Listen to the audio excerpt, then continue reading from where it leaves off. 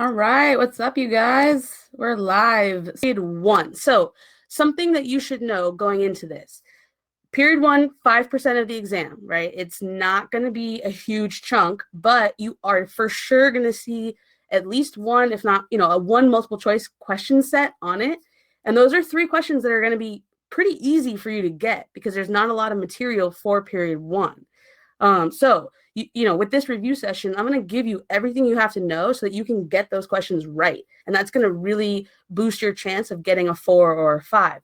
So if you don't already have a pen and paper out, I highly recommend that you take notes on this. I'm not going to be posting, a ton of text on the PowerPoint or anything. So it should be pretty easy for you to just kind of take notes on what's the most important things to know. And then I'll also give you some other resources throughout so that you can continue studying those. So jumping in, I'm going to kind of organize this by key concept review. Key concept. So this is key concept 1.1. It's the shortest one out of any of them. It's all about early humans and migration. Have any of you guys taken big history? Maybe in ninth grade, you took a class called big history. If you have, then you already know this stuff. This stuff comes from big history. If not, no worries. This is going to be quick. So 1.1, the first thing to know is the out of Africa theory. So this is really looking at early humans, that the stage, before we even really get to like Homo sapiens, we've got this out of Africa theory, and this is what it looks like. So basically the idea is that all humans originated from like sub-Saharan Africa, where that red section is of Africa. And then from there, they migrate out to the rest of the world. So, you've got humans heading into Europe, heading into the Middle East, into East Asia, and, Oceania, and then finally over to the Americas. A lot of times College Board will put a map like this in the multiple choice question, and then you have to answer a set based on this. And so this is kind of an easy point to remember. Humans, the early out of Africa theory is that humans are coming out of Africa, right? So they're coming from Africa, they're going to the rest of the world. So again, if you have any questions about anything I'm talking about, drop it in the chat. I'll be highlighting some key terms as well throughout, and then just, drop any questions you have in the chat.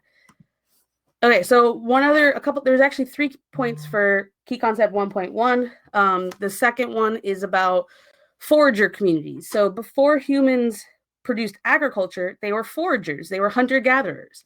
These forager communities were egalitarian. So that means that they were equal. It wasn't like a power structure. They were equal to each other. And it was all about like survival. Do I have the things I need to survive? And in my community, we're going to all make sure that we all survive. So it's not about me having more money than someone else. It's like, what can I do to make sure that my community survives? And so you get groups of people that live in these small kinship groups. You don't have huge communities because it's hard to sustain too big of communities.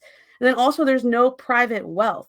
Dylan, good question. No leaders. And so usually what you get in a small group is you do still get someone that kind of takes a leadership role, but you're not going to see like a king or, someone who has like an official power role. Like generally there would be like a male figure that kind of had the leadership role in the family, but it's not necessarily that they are the actual leader. Instead, it's really working together, this is a really weird picture I found on Google, live footage action of forager egalitarians. So what you really see is just like small groups of people working together. Somewhat the beginning of patriarchy. Yeah, Tatiana. So we definitely have, early ideas of patriarchy in this. It's not like it was egalitarian and women were not necessarily seen as less, but because of our like difference in biology, men would tend to go like hunt and women would tend to gather. But that's just because of our like differences in strength. So that kind of is how it sort of played out. And in some ways this was like patriarchal, but it wasn't always like intended to be, not like we see today. So here's an awesome documentary that you can, I'm just going to try to share this resource with you, share with attendees. Okay, so you should be seeing as, Can you see a link for YouTube? It should have come up for you. This is a awesome documentary. It's called Birth of Civilization. Worth clicking the link and saving it for later. It's kind of long, but it's like an hour, but it's all like a mockumentary. It's like a dramatic reenactment of some of these things. And I showed this every single year for 5 years in my big history class. And it's like the best way to fully understand what the Forager Society looked like. So a couple questions. Are these people what we see today as cavemen? Yeah, it's kind of like, well, we call them cavemen because we think of people like early humans as being like less than us, but that's not necessarily true, right? So that's kind of a way that it's kind of something that we call them, but yes and no, right? What is patriarchy? Is that when men is favored over women, or that men have more power? Yeah. So, John, to answer your question, patriarchy is a really important term to know for all of AP World. It's really when we see like a society that's dominated by men, and that can be coming from different power structures, where a man is going to be favored over a woman for different roles in society. And so that's something that we deal with today, and it's something that starts all the way back then. Did spoken word arise? Yeah, so the hunter-gatherer groups did speak to each other and did a lot of like, what is it called? Oral history, like they, their histories continued on through telling each other stories. But we're not going to see written word until the next section. So, all right, so I'm going to stop sharing this. So if you didn't get the YouTube link for the Birth of Civilization, you can just, if you just YouTube Birth of Civilization, it's just like it's honestly, if you're going to watch something this weekend, worth watching. Hannah, totally not off topic. That's on topic. I'm going to actually get into bureaucracy in a little bit when we actually see it forming. So in this section of Key Concept 1.1, we're really looking at those early humans. And so the last piece here is human use of fire. I think there was like a Disney movie not that long ago about how humans used fire, like that early, I forget what it was called. But basically, when humans start using fire, that's a huge, like, awesome thing that happened for humans, because we get to see an increase in our brain size. Part of that is because our food becomes more nutritious when it's cooked. And then second, it's going to lead to like the socialization and more complex languages. We've got humans sitting around a fire and talking to each other, and that's going to improve our language systems. And so like that question, Dylan, about spoken word, like our languages are going to very much improve because of our use of fire, right? So you've got people sitting around a fire, and it really is all about, like that socialization is huge. You don't necessarily have that before fire. And so one of the really early like turning points for humans is fire. That's a huge change for humans. So this is all Key Concept 1.1. This is everything you need to know for this key concept. It's like I said, it's short, excuse me. So I've highlighted for you below a quick exam tip. Where are you going to see this information? There might be a question about early human migrations, like I had showed you, that out of Africa theory, in the multiple choice. That's an awesome multiple choice question. You also might see a question in the short answers that kind of extends to this time period, but it won't be all about this time. And then again, you might also see a long essay question. One of your options might extend as far back as 8,000 BC, and maybe it's talking about advances in technology. So fire is an example you could use from this really early time period. Okay, so that's Key Concept 1.1. If you have any questions, drop them in. I will answer as I go, but I'm going to jump towards Key Concept 1.2. So by the time about 10,000 years ago rolls around, this is when we're really going to start to see the Neolithic Revolution. And this is like one of the most important turning points in all of human history, is Neolithic Revolution. This is when we get agriculture. So before this, we're hunter-gatherers. We're not agrarians. We're not farmers. But at this point, this is when we start to be farmers. And this is going to change a lot. I've listed here some of the ways in which the Neolithic Revolution changed human society. We've got pastoralism, right? Instead of just hunting and gathering, we're actually going to be farming, and maybe not necessarily all in the same place all the time. Like we might farm one area until it's kind of all the resources have been depleted, and then we move and farm in a different area. But we're still farming, and that's a big difference than trying to go and gather and hunt your food. The domestication of plants and animals, this is part of it as well. We have like dogs, for example, being domesticated and using dogs as, a way to like protect your family. Like that wasn't seen before. Irrigation as a way to like change water sources so that you don't have to live by by a water source. You don't have to live by a river anymore. You can live outside of that and still get the water sources from the river. The population is going to go way up. So this is like a universal truth in history. If you remember anything, these universal truths are good. When there's more food, there's always more people, right? More food equals more people. So at this time, we're going to see a population increase because there's more food. We're also going to start to see specialization of labor. So it used to be that everyone had to really like all focus on finding food, right? It's all about getting food in order to survive. But once you have farming, not everybody has to be focused on that anymore. So instead, hold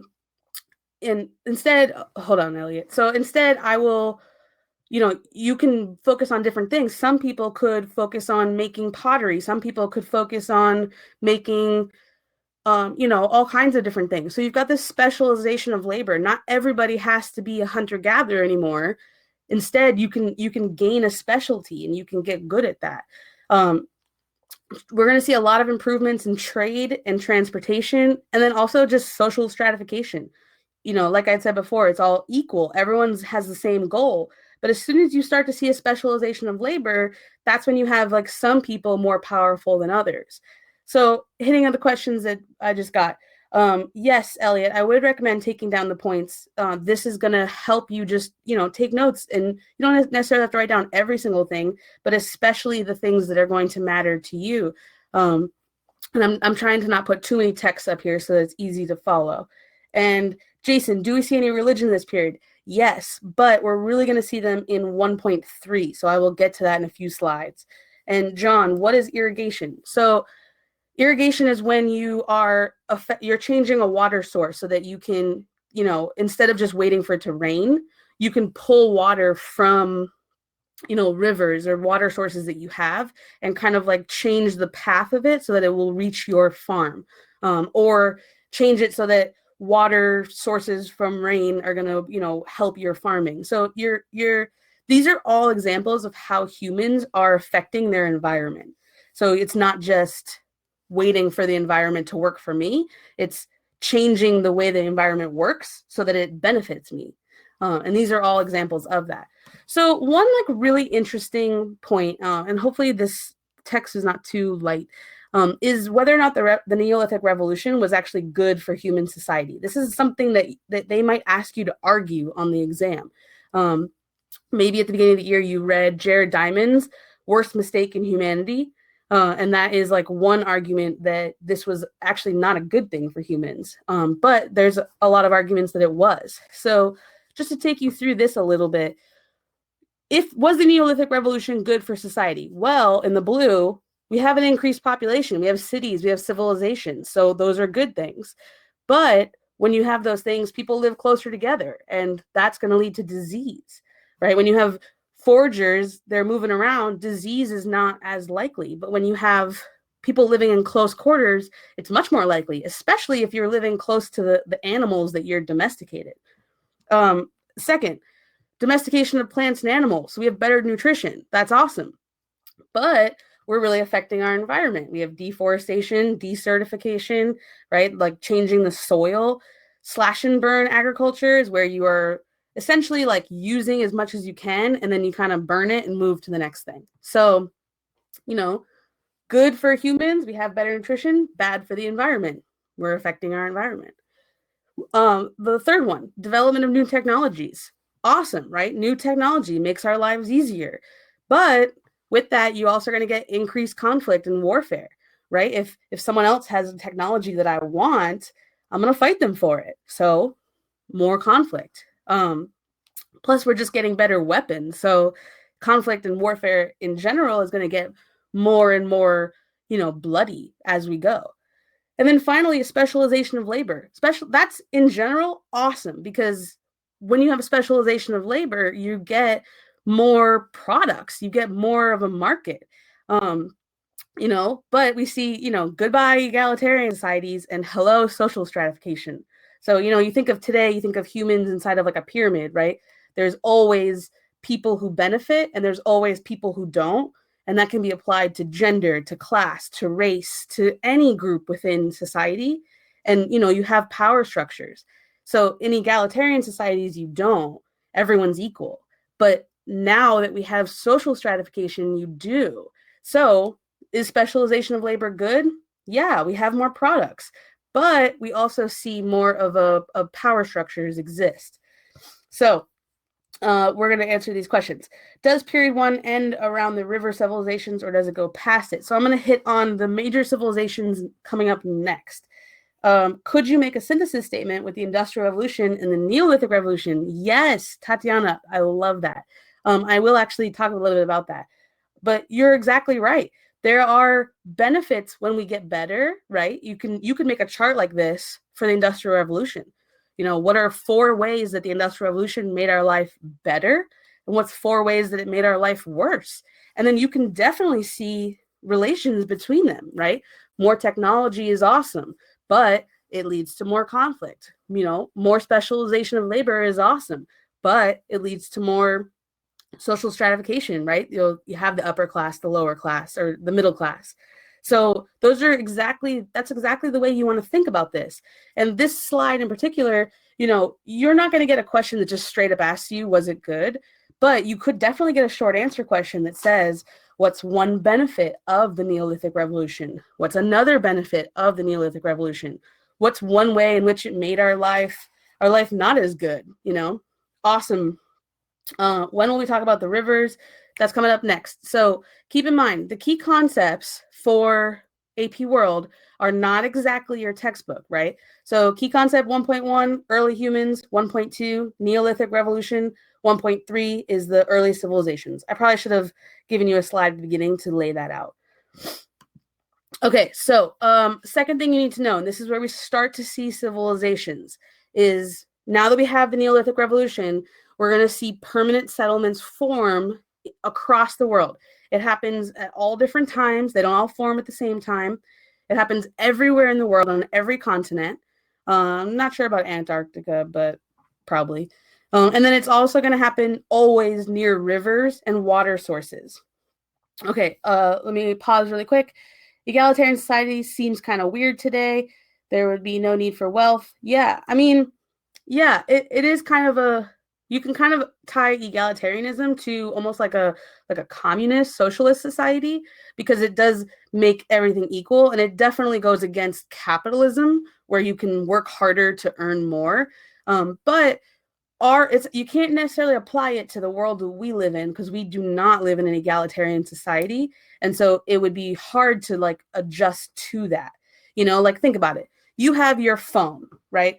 You have a phone and it's your phone. You own that phone, or your parents own that phone. And if someone takes your phone, well, you're going to be pissed, right? That's your phone. But that idea of private ownership doesn't exist in this early time period.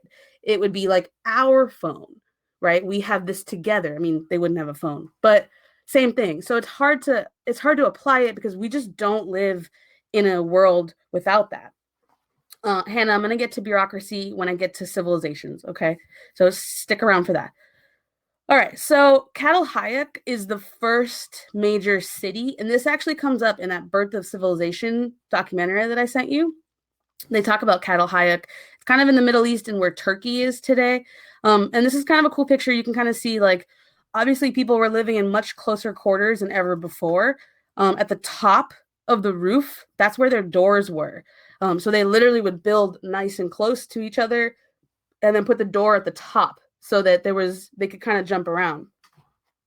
Awesome. I'm glad that this is helping you. You're going to totally nail it on the period 1 questions.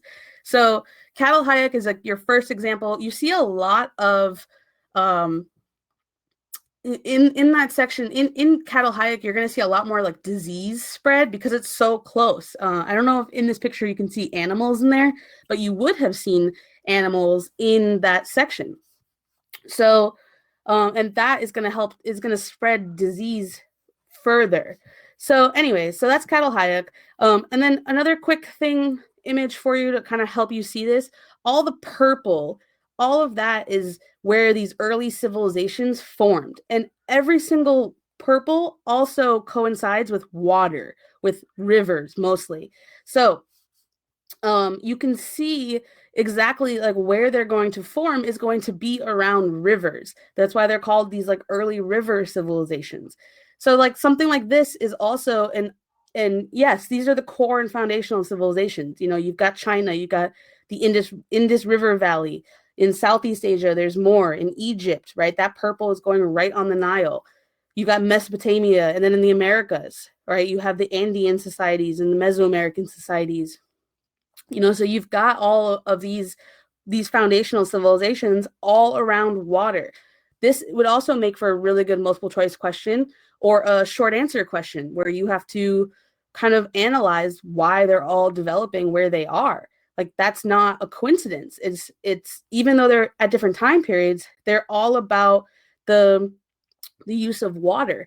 And good question, Dylan. So are they using coasts? Yes. They're not just using rivers, they're also using coastal waters. However, it's salty. So you're not using it necessarily for exactly the same purposes, but you've got seafood that you can eat, you know, you can hunt in there. So we're really going to start to see that. But there are rivers in all those places. There are lakes in Africa. Why didn't civilizations start in that area? That's a good question. I don't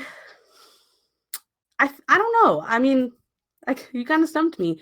I'm not sure why we don't see early civilizations in that like sub-Saharan Africa region. I think, you know, a lot of the early humans migrated out of that region. It probably had to do with climate at the time.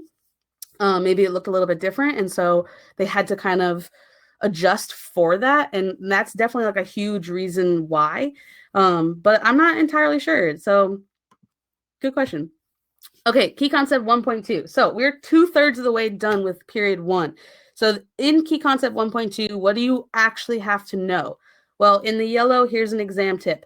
Multiple choice question on Paleolithic versus Neolithic could be something that you definitely see. A short answer question on the agricultural revolution could definitely be something that you see. And then like someone had mentioned before, I think it was Tatiana had mentioned before, the synthesis opportunity. They might not ask you about these things in general, but if you have a DBQ or an LEQ about industrialization, you can write a paragraph about this stuff, get that complexity point, and you know you're on your way to earning a higher score. So even if they don't ask you specifically about these things, you can use this as synthesis in your essays, right? If you have something that you can relate it to, if you have an essay about the development of technology, for example, awesome. Write a paragraph and compare that to the Neolithic Revolution. And that's going to get you that complexity point. You know, that last complexity point that's like elusive. You're not sure how to get it. That's how you get it. The synthesis is not outside info. Synthesis is so you know on the rubrics for LEQ and DBQ, there's that last point that's called like complexity in history or something like that. That's the one where they list like 4 different ways that you can earn that point. Synthesis is one way. So synthesis is comparing something in a different time period or a different place. So if you're talking about, you know, period 5, period 6, period 4, then you could compare something that happens then to period 1, and that would give you that complexity point. Would really good contextualization count as synthesis? So no, you can't double dip. So you can write an awesome contextualization and get the context point, but you would need something else for your synthesis. Nothing that you do in any of your essays are going to count as more than 1 point. And then Paleolithic was like hunting and gathering. Yes, so Paleolithic literally means old Stone Age. Neolithic means new Stone Age. So those are just the time periods. So it's Paleo and then Neo. Other ways in synthesis to get the complexity point. Yes, there are 3 other ways. They have to do with counter arguments, and if it asks you to compare that you're actually doing similarities and differences, for example. So you don't have to do synthesis, but I personally, I'm a champion of synthesis because I see it as always possible. If you're learning history in terms of patterns as a story, one, it's easier to understand the history, and two, you can actually use that to your advantage. You can use synthesis to get a point. So I'm kind of like always a proponent of synthesis. Hannah, so I'll get into similarities and differences during a different session when we talk about comparison, but I will show you all kinds of examples. We're going to do sample essays together. And so that's something that you'll see how that sounds. So, all right, so let's get into 1.3. So these are the early civilizations. So there are some characteristics that all of them have. So if you think about this in terms of a comparison essay, you know, one of the options you're going to get in the LEQ is going to be on periods 1 or 2. So you'll have 3 choices of LEQs. The first one will be periods 1 and 2. The second one will be periods 3 and 4. And the third one will be periods 5 and 6. So that first option could be asking you to compare early civilizations. You know, all of these things are true for every single civilization. What they might look like in each might be a little bit different, but all of them have, you know, powerful states, cities, bureaucracies. So in terms of bureaucracy, the question that I think it was Hannah that asked that earlier, bureaucracy, you can really think of it as like a dresser, you know, like where you put your clothes. So you've got your dresser, and sometimes it's called a bureau. You've got all these different drawers, and you keep different things in different drawers. That's kind of how a bureaucracy works. So instead of having, you know, one drawer for every single government office, we have like a bunch of different ones. You know, you've got, like, think of our government. You have veteran affairs, you have education, you have, you know, environment, you have national security, you know, all kinds of different organizations. And so that's how these early civilizations worked. You know, they had all these different sections to them. Then they would each focus on different aspects of the civilization. And Tatiana Olmec is period 1, and I have a slide on that coming up. So all the civilizations also had agricultural surplus. So like we talked about before, when you're farming a lot of food, you don't have to always worry about survival. You can now do other things. And all of these civilizations had a surplus. So they were creating more food than they needed to actually survive, so they could, you know, stash that food for later and worry about something else. Like once you're like, think about yourself. You know, if you come home and you're starving, like you're super hungry from your whole day at school, whatever, you're not about to jump into homework right away. You need to eat first, right? Like that's so important. And so that's true here. People don't worry about art and cool things until they're fed. Like that's step number 1. And so that's happening in all these civilizations. Third, all of them are building monumental architecture. You've got the pyramids, the ziggurats, the different walls for protection. All of them are building. And part of it is for, like I said, protection. And the other part is like, if you build big, people respect you. And they love that, right? So that's part of the reason why. But again, you don't build unless you have enough money to do that and you're not hungry. Fourth, all of them have writing systems. There's different types. There's like cuneiform, hieroglyphics, quipu in Mesoamerica. All of them are going to lead to different types of legal codes. The fourth, a lot of these rulers are going to use divine right. That means that they kind of attach their rule to like a god or a belief system, right? It's easier to say I should be in power because I was chosen by, you know, and then, you know, whatever god your whole group, your society believes in, or several gods, you attach your rule to that belief system, and then people are more likely to see it. Exactly, mandate of heaven. And so I'm going to go through each society and show you some specifics of each of these for each society. But exactly, like divine right, if you're ruling a society that's very religious or very attached to a belief system, it's pretty easy to convince them that you should be in charge if you tell them that it's their like God, their ruler, their divine right to be, you know, that how they were chosen to be there. Fourth, there's always competition for resources. You know, some people have more resources than others. Depends on where your civilization is located. Maybe you have access to iron and other people are going to want that. So competition. And then finally, new weapons. So this is kind of like an overview of 1.3. All of the civilizations that we see have these things, and those are really important, factors. So getting into a little bit about each one, I'm not going to tell you like every single detail about every early civilization because you don't need to know that. But I'm just going to kind of like highlight the most important things. There are 3 Mesopotamian civilizations: Sumer, Babylon, and then the Persian Empire. In terms of each one, here's just a couple of quick things. Sumer is the first one. They're the ones that develop cuneiform. That's the form of writing in Mesopotamia. They're polytheistic, so they believe in many gods. And then they also built ziggurats, which kind of look like pyramids. I think it's my next slide. Yeah, here they go. This is what a ziggurat looks like. It's kind of flat on the top. It's a temple, right? But it's huge. So this is their version of monumental architecture.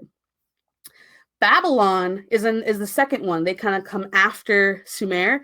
The biggest thing with them is the Code of Hammurabi. So King Hammurabi was a Babylonian king, and he wrote this like first legal code. They love to ask questions with like the source being the Code of Hammurabi. Have you read the Code of Hammurabi? Did you do that in class? Hit a 1 if you did. If you have seen some of those codes, a lot of teachers start the year with that, with like, here's what the Code of Hammurabi looked like. Yeah, exactly, right? It's pretty intense. It's like a no-joke law system. So they love to ask you questions about that, where like they'll have a sample of, a piece of an excerpt from the Code of Hammurabi, and they'll ask you a set of questions about that. So just know that that's coming from Babylon, and Babylon is in Mesopotamia. Exactly, right? So a lot of you have seen that. And then Babylon invaded the Hittites, for example, and they had bronze. So Babylon gets bronze because of that. And then finally, the Persian Empire, it just comes after Babylon. So basic things to know about Mesopotamia are the words that I have bolded for you. Those are your like key terms to know. All right, so there's that ziggurat. Egypt. So this one has a little bit more on it than others, but Egypt comes up, in a multiple choice, in a comparison. So I kind of highlighted just like the key terms again. Here, they're not even just bolded, they're highlighted. So what do you need to know about the government in Egypt? Well, they had the upper and lower kingdoms. Upper was actually south and lower was north. That's because of the flow of the river. It kind of goes this way. So just keep that in mind. And it's King Menes that actually unites it. Once they have that united government, then they're able to build monumental architecture. Cool. Glad you're enjoying this. Okay, so writing, you've got hieroglyphics. You've got, you've maybe seen samples of this. I actually went to Egypt this year. I was in Egypt back in, I think it was October, and it's awesome. You can go into an old tomb where there's like mummies, and you can see on the wall, it's just like covered with hieroglyphics. And so these are like pictorial. So, it's like reading a picture book. You just have to know what each one means. But because of that, they've got religion, they've got laws, they've got trade, economics. Egypt is very reliant on trade. They have access to luxuries because of this, like gold, like spices. And that's connecting them to other civilizations. In terms of religion, they're polytheistic. They believe in many gods, and they really focus on the afterlife. And because of that, they use mummification. So, have you ever seen like The Mummy? Like I love that movie. It's like that old Brendan Fraser movie. Have you seen The Mummy? Hit a 1 if you've seen The Mummy. So you've seen, you've got the mummies coming back to life in that, but in Egypt, in Cairo, they're in the museum, you can see some of the mummies. And like, this is one of the things I saw. I didn't take any pictures of it because it felt like, I don't know, there were like actual dead people laying there. But it's insane. Like, you can literally see hair on these people. You can see toenails still. I mean, it's like disgusting, but like they're thousands of years old. Like, they died thousands of years ago, but they've been preserved so well. It's like incredible to see. So you've got that mummification happening, and it's mostly the upper class, the pharaohs that are going to get mummified. And then finally, in terms of women's roles, women in Egypt actually had relatively high status compared to women in other places. They could buy and sell and inherit property, which was a huge change that doesn't happen in every civilization. So It's important that you see that in Egypt. And actually, the very first female ruler in all of history is Queen Hatshepsut. And that temple is actually another temple that I had visited. And she's like the very first female ruler in all of history. So, in terms of thinking about Egypt and gender roles, women have a relatively high status. And then there's social hierarchy. It kind of looks like that pyramid. They have very clear structures of, pharaoh, priests, nobles, merchants, peasants. And yeah, Dylan, all I want to do is brag about my trip. No, but honestly, it just helped me to understand some of these things. And so I like bringing those examples in with you. So social mobility was really difficult in Egypt. It was hard to start as a peasant and then like move up. You couldn't really do that. You kind of had to be born into that level. Is Egypt a theocracy? Kind of, yeah. It's because the priests, the pharaohs, they're really running the society based on their belief system, and that does kind of make them a theocracy. So, all right, moving forward, Indus River Valley. So after this one, we've got China and Mesoamerica. Okay, so we're moving forward. We're doing good. Stick with me. So the Aryans in the Indus River Valley. Okay, so I know a lot of you are in period 6 right now, and you know that the Nazis thought that the Aryans were the best. They talk about Aryan in a different term than I'm talking about it here. Aryans here specifically talk about the early like nomads that existed in the Indian subcontinent. Okay, so I'm not talking about Aryans here as like the blonde, blue-eyed, white people. This is like Aryans in the Indus River Valley. These are early Indian societies. So key thing to remember. So who are they? They're mostly nomads. They're in the Indus River Valley. They're in India. And they really established their religious beliefs there. What do they do? Well, they believed in a polytheistic society. They have many gods, and they wrote down their beliefs in their traditions in these two bolded terms, Vedas and the Upanishads. These eventually become the early like Hindu books. And so what they're doing is going to really have an effect on Indian history because they create this very segmented social structure, right? You've got warriors, priests, and peasants, and then they eventually add the Brahmins and who go above the warriors, and then merchants and landowners above the peasants. And so this system is going to become the caste system, which, as you've seen throughout history, has a giant effect on Indian history, right? The caste system. And then, of course, on the rise of Buddhism later, like, how do I get out of the caste system? Like, in Hinduism, you can't. You have to die and be reborn into a higher caste. In Buddhism, you got a better shot, right? There's no caste. So this kind of it helps explain some further pieces of Indian history. Vedic India comes after Indus River Valley, right? Yeah, so the Indus River Valley, the like original civilization, what they do kind of lays the foundation for further Indian societies to build on that. But you're going to see polytheism throughout, and you're going to see social structures throughout based on what the Aryans really set up, right? All right, early China. So there's 2 early Chinese dynasties to know, the Shang and the Zhao. You've got in the Shang dynasty, this is 600 to 1100, strong military, limited contact with the rest of the world, ethnocentric. So they're not, they're not like diverse. It's just the Chinese, like they're pretty isolated. And then they're industrious. They've got bronze, they've got wheels, pottery, silk, right? So these are kind of the things to know about Shang.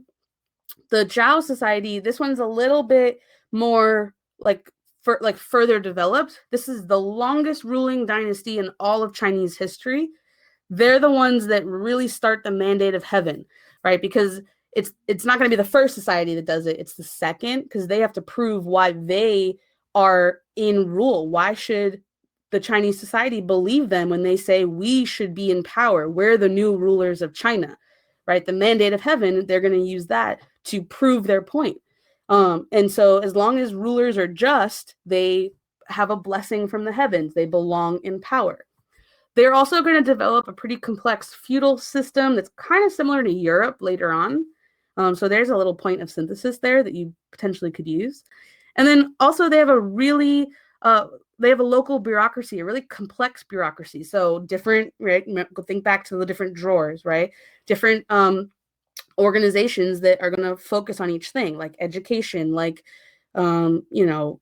whatever, the armies, like farming, whatever the different segments of society needs. They've got a really complicated system for that.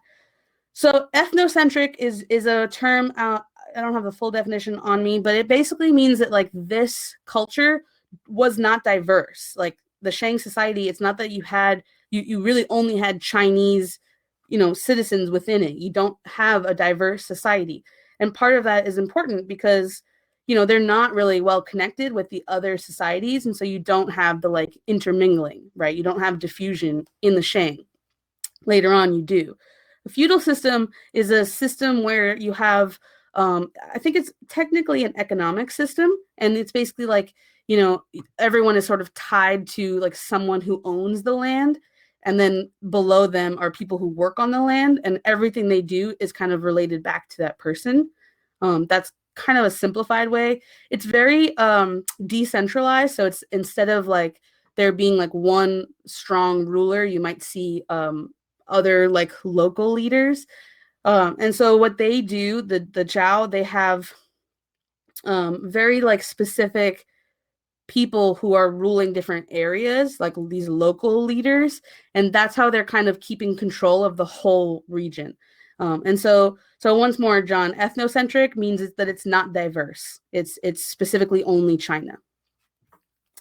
Yeah, so the Shias, that's like the first one, and it's kind of this like mythical society. We don't have a lot of data on them. We don't know a lot about them, so they're not going to ask you about the Shia. They'll ask you about the Shang or the Zhao. Another thing that you can include on here that I forgot to include are oracle bones. That's kind of how they, it's not their written language, but it is a way that they like continued story through like objects.